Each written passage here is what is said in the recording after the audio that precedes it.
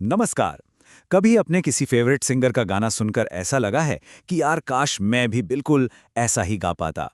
तो आज हम इसी के बारे में बात करने वाले हैं कि किसी सिंगर की आवाज की सिर्फ नकल नहीं बल्कि उनकी गायकी की जो आत्मा है उसे कैसे पकड़ा जाए।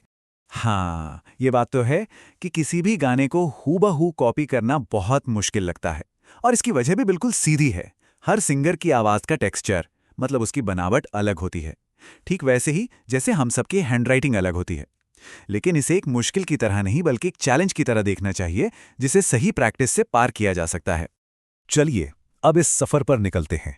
देखिए, ये बात समझनी होगी कि किसी की आवाज से अपनी आवाज को 100% मैच करना तो लगभग नामुमकिन है। पर हाँ, उसके बहुत बहुत करीब पहुंचना और उस गाने की जो फील है, उससे पकड़ लेना, ये पूरी तरह से मुमकिन है। तो ये सफर गाने से नहीं, सुनने से शुरू होता है। और मेरा मतलब सिर्फ सुनना नहीं, बल्कि एक्टिव लिसनिंग है। यानी कानों से तो सुनना ही है, पर दिमाग और दिल से भी सुनना है। समझिए, यही पहली और सबसे जरूरी सीढ़ी है। असल में यही वो सीक्रेट है जो आगे की पूरी प्रोसेस को एकदम आसान बना देता है। इससे पहले कि गाने की एक भी लाइन गुनगुनाने की कोशिश करें, उस गाने को कम से कम 5 से 10 बार बिल्कुल ध्यान लगाकर सुनना चाहिए। हर बार ऐसे सुनिए जैसे पहली बार सुन रहे हों। हमारा मकसद गाने की एक एक बारीकी को अपने अंदर उतार लेना है। अब सवाल ये है कि सुनना क्या है। सिर्फ सुर और ताल तो हैं ही, लेकिन उससे भी ज्यादा जरूरी है सिंगर के इमोशंस को पकड़ना। क्या गाना सैड है, रोमांटिक है या फिर एनर्जी से भरा हुआ है।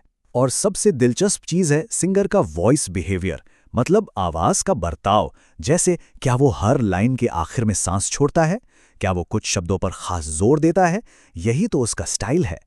चलिए अब अगले पड़ाव पर चलते हैं। यहाँ एक बहुत बड़ा फर्क समझना जरूरी है। एक होती है सस्ती नकल और दूसरा होता है सिंगर के स्टाइल को अपनाना। हमें दूसरे रास्ते पर चलना है, स्टाइल को अपनाना है। तो ये सिग्नेचर स्टाइल आखिर है क्या? आसान भाषा में ये सिंगर का वोकल फिंगरप्रिंट है। ये वो खासियतें हैं उनकी गायकी में जो उन्हें सबसे अलग बनाती हैं और जिनकी वजह से हम भीड़ में भी उनकी आवाज पहचान लेते हैं। इस स्टाइल के कुछ हिस्से होते हैं, जैसे कुछ सिंगर्स की आवाज में एक ब्रेदीनेस यानी हवा वाला एहसास होता है। किसी की आवाज में एक हल्का सा कंपन, एक वाइब्रेटो होता है, जैसे लता मंगेशकर जी की आवाज में सुनाई देता है। और फिर होता है थ्रो, कि आवाज कितनी खुलकर कितने दम से निकल रही है। तो यहां पर सबसे काम की सलाह यह है कि स्टाइल को अपनाते हुए ओवर एक्टिंग बिल्कुल नहीं करनी है। हमारा मकसद उस स्टाइल को बहुत ही नेचुरल तरीके से अपनी आवाज में ढालना है, ना कि किसी का कार्टून बनाना। अच्छा, तो सुन लिया, समझ लिया। अब आते हैं सबसे जरूरी हिस्से पर, प्रैक्टिस। लेकिन प्रैक्टिस भी स्मार्ट तरीके से करनी है। चलिए अब कुछ सबसे असरदार तकनीकों पर बात करते हैं। प्रैक्टिस के लिए हमारे पास ये 4 बड़े औजार हैं। सबसे पहले सही स्केल मैच करना। अगर ओरिजिनल गाना बहुत ऊंचे सुर में है तो जबरदस्ती गला खराब करने की जरूरत नहीं, उसे अपने आरामदायक स्केल पर गाइए। इसके लिए हारमोनियम या किसी मोबाइल ऐप की मदद ली जा सकती है। अब बात करते हैं एक ऐसी तकनीक की जो शायद इस पूरी प्रोसेस का सबसे पावरफुल तरीका है। ये आपके अभ्यास करने का नजरिया ही बदल सकता है। और वो तरीका है लाइन बाय लाइन प्रैक्टिस। पूरे गाने को एक साथ गाने के बजाय उसे छोटे छोटे टुकड़ों में तोड़ दीजिए। बस एक लाइन सुनिए, म्यूजिक को पॉज कीजिए और फिर ठीक उसी लाइन को गाइए। ये तरीका शब्दों के सही उच्चारण और फील को पकड़ने में जादू की तरह काम करता है।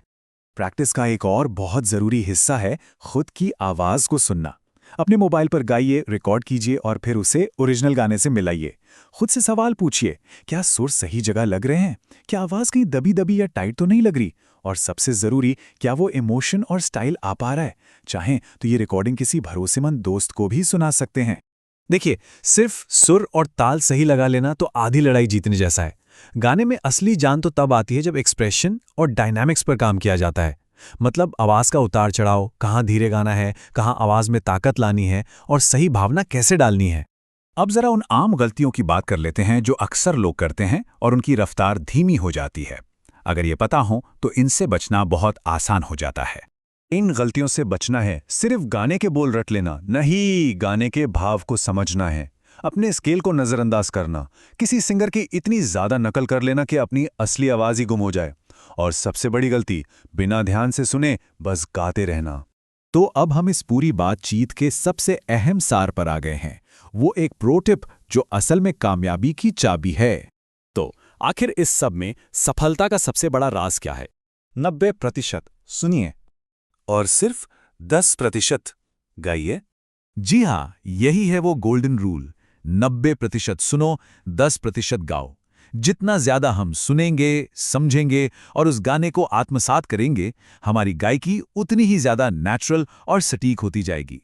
तो अब सवाल ये है कि सबसे पहले किस कलाकार के सिग्नेचर स्टाइल में महारत हासिल करने की कोशिश की जाएगी? इन तकनीकों को अपनाइए और अपनी गायकी की इस खूबसूरत यात्रा को आज से ही शुरू कीजिए।